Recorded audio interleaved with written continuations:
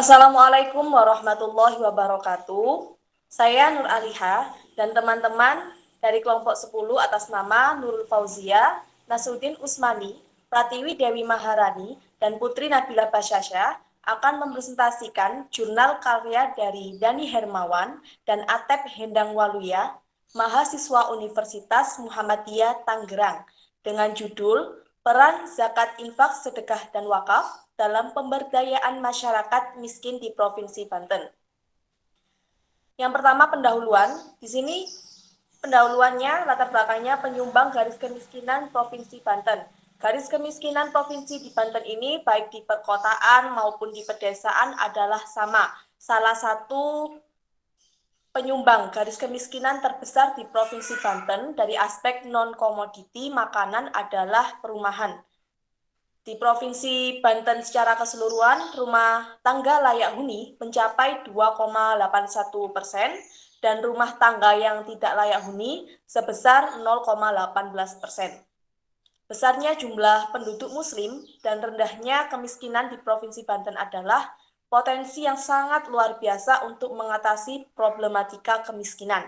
Bukti perhatian Islam terhadap masalah kemiskinan ini sudah dapat terbukti dengan adanya zakat, infak, sedekah, dan wakaf yang dapat memberikan kesadaran bagi masyarakat untuk mengelola ziswaf dengan baik.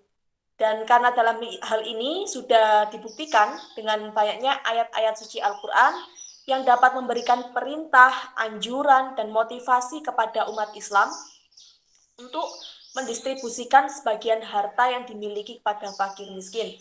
Dan dari kesadaran masyarakat ini sudah dapat dikelola dengan baik dengan adanya Koperasi Syariah Benteng Mikro Indonesia ini atau disebut dengan BMI yang sudah dapat bergerak dengan cepat untuk mengatasi masalah kemiskinan dan merupakan salah satu koperasi syariah terbesar di Banten yang memiliki kepedulian terhadap kemiskinan.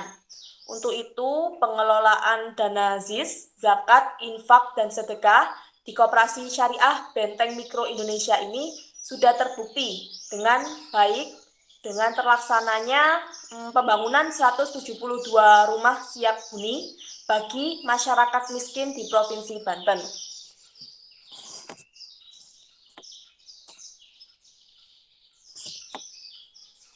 Rumusan masalah dari penelitian ini adalah yang pertama, bagaimana peran Ziswaf dalam pemberdayaan masyarakat miskin di Provinsi Banten melalui program hibah rumah siap huni yang dikelola oleh tim Ziswaf kepada Koperasi Syariah BMI. Tujuan dari penelitian yaitu dapat mengetahui peran Ziswaf dalam pemberdayaan masyarakat miskin di Provinsi Banten melalui program hibah rumah siap huni yang dikelola oleh tim Ziswaf kepada Koperasi Syariah BMI.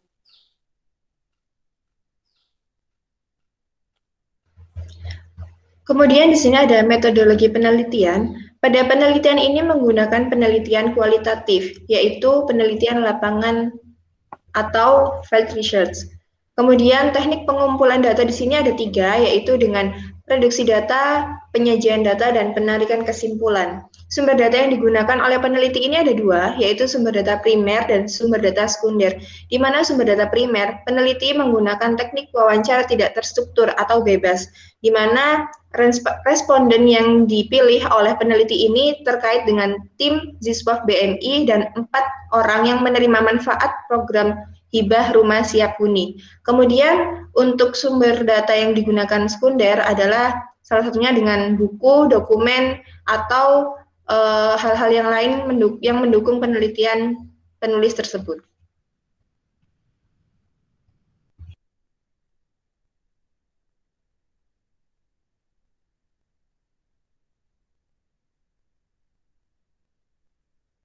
Zia ke-unmute. Selanjutnya ada hasil dari pembahasan. Nah, dalam program pemberdayaan ini harus ada indikator keberhasilan. Yang pertama itu ada berkurangnya jumlah penduduk miskin. Lah, dari program pemberdayaan rumah siap huni diharapkan penduduk miskin atau anggota BMI itu jumlahnya itu berkurang gitu, penduduk miskinnya. Kemudian untuk pemanfaatan sumber daya yang dimiliki masyarakat sehingga pendapatan berkembang. Memanfaatkan sumber daya, baik sumber daya manusia atau sumber daya alam yang ada. Kemudian untuk kepedulian masyarakat terhadap upaya peningkatan kesejahteraan keluarga miskin di lingkungan semakin berkembang. Jadi antar masyarakat yang dibantu oleh Kopsya BMI itu mereka saling peduli dan bersinergi untuk mensejahterakan kehidupan mereka. Kemudian meningkatnya kemandirian masyarakat. Diharapkan mereka bisa mandiri dalam ekonomi dan memenuhi kebutuhan pokok mereka. Kemudian meningkatnya kapasitas masyarakat dan pemerataan pendapatan. Selanjutnya ada hukum membangun rumah untuk fakir miskin dari dana Ziswaf. Nah, ini menurut Idarat Al-Iftah 2010, membangun rumah untuk fakir miskin dengan dana zakat hukumnya boleh. Karena tidak ada ayat Al-Quran atau hadis yang melarang untuk memberdayakan fakir miskin dengan program pemberdayaan rumah siap huni. Kemudian kalau menurut Dar Al-Iftah dari tahun 2009, pendistribusian sedekah itu luas gitu.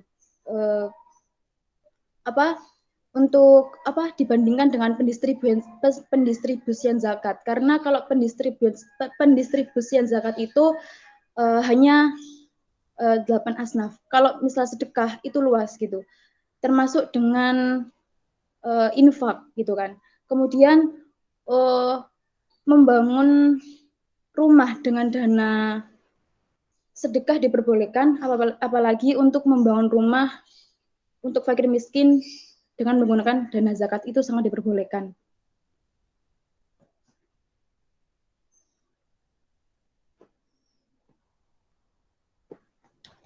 Kemudian di sini ada profil Lembaga Siswa BMI, di mana koperasi ini lahir pada tahun 2002, yaitu tepatnya di Tangerang. Kemudian modal sistem operasional yang ada di koperasi ini yaitu ada simpanan, pinjaman, dan pembiayaan yang digunakan oleh BMI Syariah. Itu ada 5, yaitu yang pertama adalah instrumen pemberdayaan sedekah, pinjaman, pembiayaan simpanan dan investasi dengan perkembangan budaya, menabung, dan pemberdayaan Ziswaf. Namun sebelumnya, koperasi ini pada awalnya bernama LPP UMKM, di mana LPP UMKM ini yaitu Lembaga Pembiayaan Pengembangan Usaha Mikro Kecil Menengah yang dikelola oleh Bapeda. Kemudian pada 11 tahun selanjutnya, nama ini berubah menjadi KPP UMKM Syariah. Namun berdasarkan hasil rapat yang telah dilakukan, nama Koperasi Syariah ini berubah menjadi nama koperasi saat ini yaitu Koperasi Syariah Menteng Mikro Indonesia. Kemudian, visi yang dimiliki oleh koperasi ini adalah menjadi unit pengelola dan penyaluran Ziswaf yang profesional, jujur, dan amanah dalam rangka pencapaian visi Koperasi Syariah Benteng Mikro Indonesia. Kemudian, misi yang dimiliki yaitu memberikan pelayanan yang maksimal dalam hal pengelolaan dan penyaluran Ziswaf untuk pencapaian misi Koperasi Syariah Benteng Mikro Indonesia. Kemudian, adapun struktur kepengurusan yang tertera di sini yaitu ada penasehat, kemudian penanggung jawab, ketua, fundraising ZIS, dan fundraising wakaf. Kemudian program pemberdayaan BMI yang ada di koperasi ini adalah ada 5. Yang pertama yaitu spiritual, di mana spiritual ini membentuk sani mesra atau sanitasi masjid dan pesantren. Kemudian sanitasi duafa dan gerakan 1000 sajadah dan Al-Quran. Kemudian yang kedua yaitu pendidikan. Program ini memperdayakan atau memberikan beasiswa paket C kepada anak-anak anggota koperasi yang putus sekolah di tingkat SMA. Kemudian santunan beasiswa anak yatim di tingkat SD, SMP, SMA maupun PTN di seluruh Indonesia. Kemudian yang ketiga yaitu sosial, yaitu santunan anak yatim, sunatan massal, santunan pendidikan anak-anak berprestasi. Yang keempat kesehatan dan yang kelima adalah ekonomi.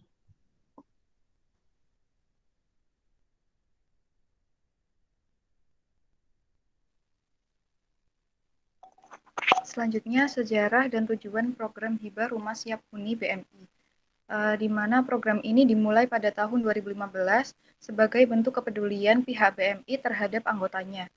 Pada awalnya itu, dana program ini berasal dari dana kebajikan. Selanjutnya, dan pada tahun 2017 itu baru dimulai dengan menggunakan sumber dana dari zakat, infak, dan sedekah. Kopsyah BMI mengadakan program ini itu tentunya bertujuan untuk kesejahteraan sosial, khususnya anggota mereka dan masyarakat. Dan juga diharapkan dapat menjadi contoh bagi koperasi lain dalam membuat program hibah rumah siap huni. Kemudian kriteria dan syarat penerima program hibah RSH BMI. Program ini itu diberikan bukan hanya diberikan kepada anggotanya saja, tetapi juga masyarakat umum. Tentunya dengan memenuhi kriteria dan syarat yang telah ditetapkan oleh pihak Kopsyah BMI. Adapun kriteria penerima program ini adalah yang pertama, usia penerima program harus 50 tahun ke atas. Kemudian tanah yang akan dibangun adalah tanah milik pribadi, memiliki surat-surat lengkap, dan tidak boleh memiliki luas tanah lebih dari 100 meter. Kemudian penerima program tidak mempunyai aset lebih dari 10 juta. Pendapatan per hari yang diperoleh penerima program itu kecil, serta bagi penerima program hibah rumah layak huni dari zakat, infak, dan sodako itu harus memenuhi kriteria mustahik zakat.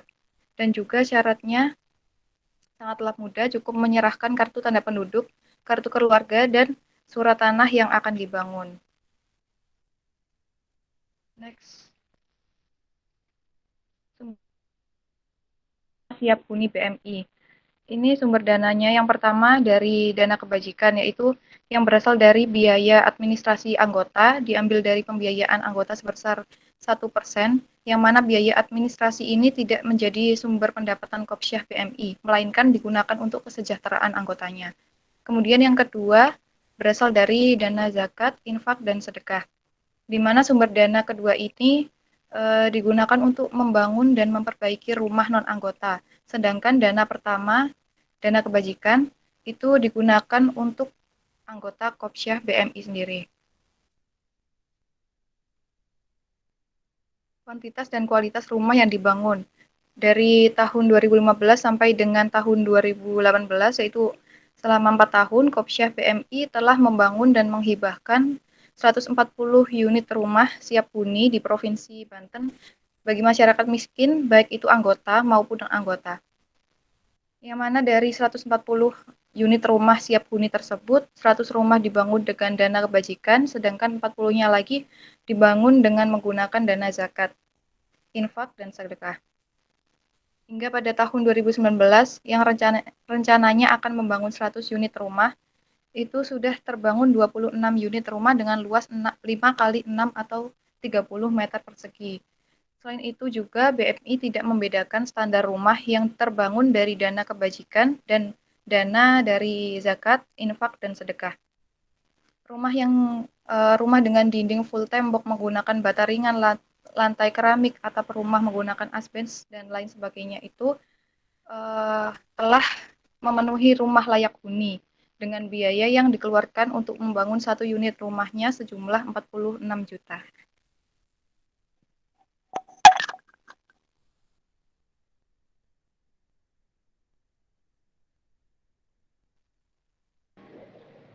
Akses listrik, air, dan sanitasi penerimaan program hibah rumah siap huni BMI.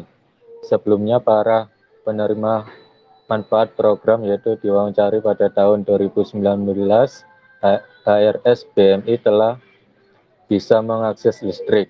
Meskipun 2 dari 4 responden yang diwawancarai menikmati akses listrik dengan menumpang ke tetangga saudara, dan 2 orang lagi telah menerima instalasi listrik pribadi.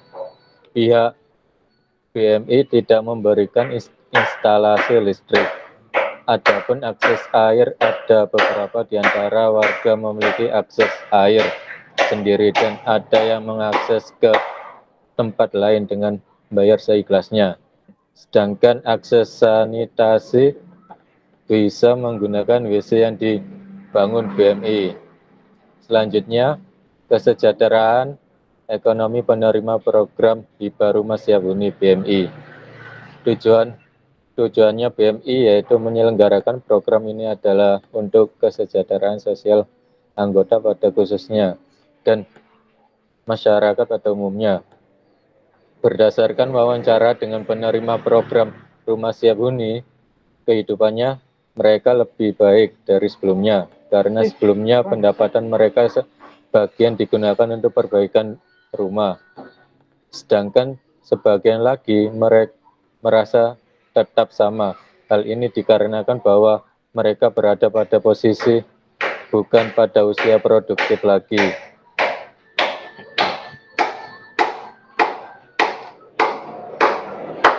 Kesimpulannya, yaitu yang pertama, ada dua sumber dana yang digunakan untuk program Rumah Siap Huni, yaitu dari dana ZIS dan dana kebajikan. Yang kedua, dana ZIS digunakan untuk penerima program Rumah Siap Huni non-anggota, dan dana kebajikan diperuntukkan bagi anggota koperasi BMI. Yang ketiga, ada sekitar 140 rumah bagi masyarakat miskin dengan rincian 40 rumah dibangun dengan dana ZISPAP dan 100 rumah dibangun melalui dana kebajikan. Yang keempat, program Rumah Siap Huni Koperasi BMI telah membantu mengurangi angka kemiskinan di Provinsi Banten. Yang kelima, adanya program Rumah Siap Huni, kehidupan mereka lebih baik dari sebelumnya, karena sebelumnya sebagian pendapatan mereka digunakan untuk perbaikan rumah. Yang keenam, sebagian lagi kehidupan mereka merasa tetap sama. Hal ini dikarenakan bahwa mereka berada pada posisi bukan pada usia produktif lagi. Sekian dari presentasi kami. Mohon maaf apabila ada kesalahannya. Wassalamualaikum warahmatullahi wabarakatuh. Waalaikumsalam warahmatullahi wabarakatuh. Assalamualaikum warahmatullahi wabarakatuh.